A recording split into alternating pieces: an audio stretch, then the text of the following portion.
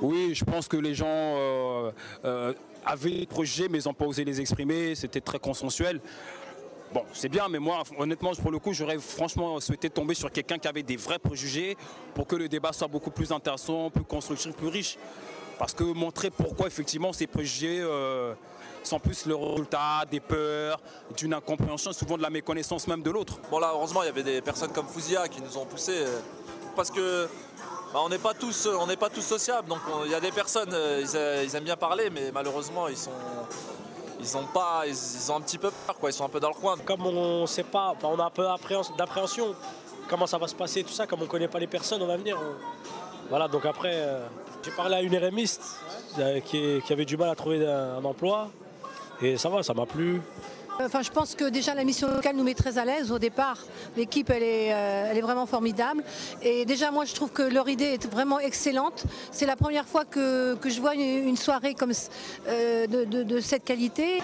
Alors moi, j'étais le stéréotype de la femme qui mène de front une carrière professionnelle et l'éducation des enfants. D'accord.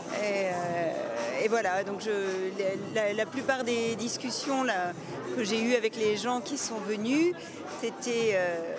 alors, soit c'était des femmes, et l'idée c'était de leur montrer que oui, c'est possible, qu'il n'y a pas de raison de renoncer à avoir une vie professionnelle, un métier intéressant, à s'investir dans une vie enrichissante pour soi, du simple fait qu'on a des enfants, et ça n'est pas sacrifier les enfants que de faire ça. Et alors avec les hommes, c'était quand même assez différent, puisque les interlocuteurs que j'ai eus avaient tendance à dire si la femme travaille, qui va s'occuper des enfants, c'est pas possible de concilier les deux. Et si je réponds, mais peut-être que c'est une question d'organisation, alors là, c'est plus difficile à entendre. Moi, je pense qu'il y a des préjugés, oui.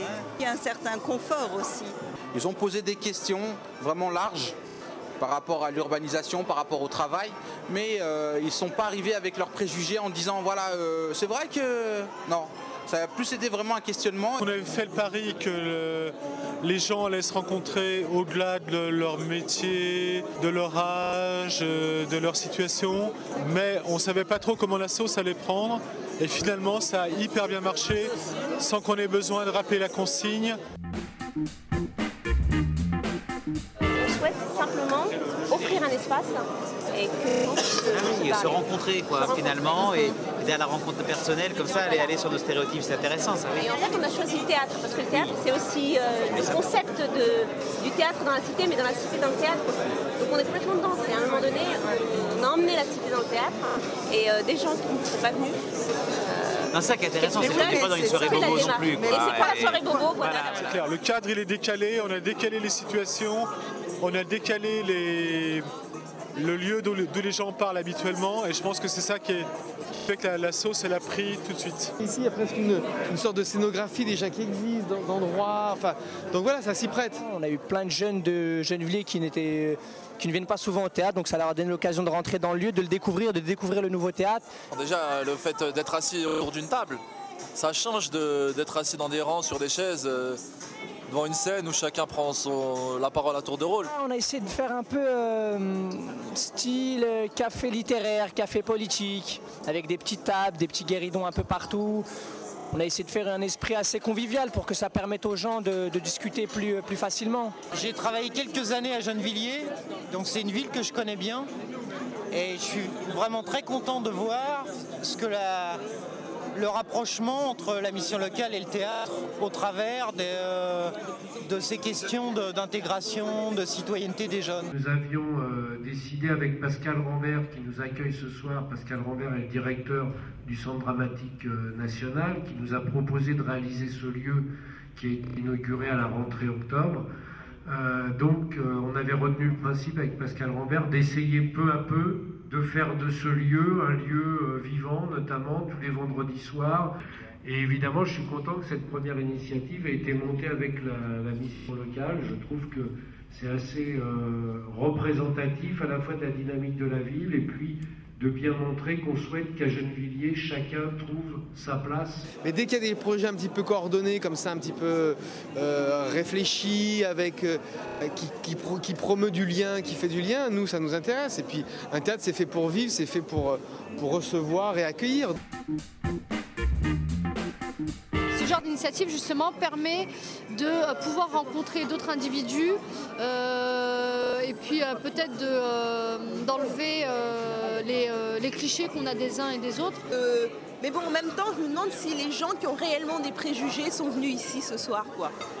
Ça aurait été intéressant de le savoir parce qu'ils étaient quand même assez gentils, quoi. J'avoue que jusqu'à présent, je n'avais pas osé demander à une personne pourquoi elle portait le voile. Parce que j'avais peur d'être mal reçue et de pouvoir s'exprimer librement, en confiance. Je trouve ça super. Puis ça peut faire que progresser, d'avoir des meilleures relations sociales et une meilleure entente.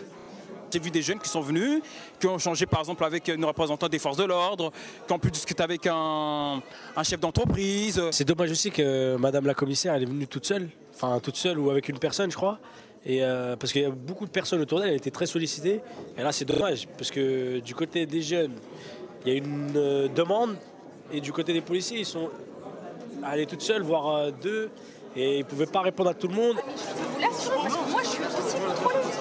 Et pourtant, je suis commissaire de police. Vous êtes déjà contrôlé par la police? Ah mais bien sûr, j'ai régulièrement des contrôles sur ma voiture. Les jeunes se sont rués sur ces ouvrages parce que c'est aussi des ouvrages qu'on ne peut pas voir aussi facilement au quotidien.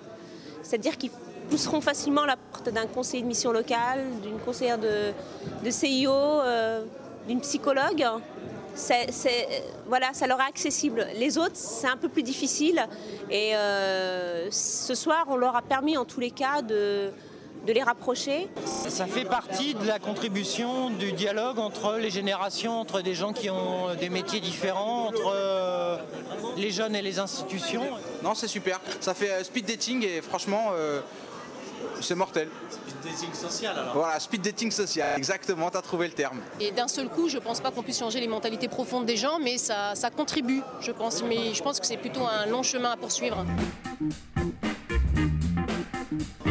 De toute façon, oui, parce qu'après, il y a plein de préjugés sur lesquels on n'a pas été. Et je pense qu'il faudra aussi qu'on ait à un moment donné le courage de le faire. On n'a pas été sur le préjugé de l'homosexualité, le préjugé du toxicomane. Il faudrait qu'on puisse élargir ça à d'autres communes, inviter, voir des travailleurs sociaux pour qu'ils puissent réitérer justement l'expérience sur une commune. Peut-être à une plus grande échelle, notamment la salle des fêtes. Moi j'ai eu beaucoup de retours en me disant que ce serait génial de faire ça une fois tous les mois. Après, il faut voir si c'est réalisable. Mais ça serait génial.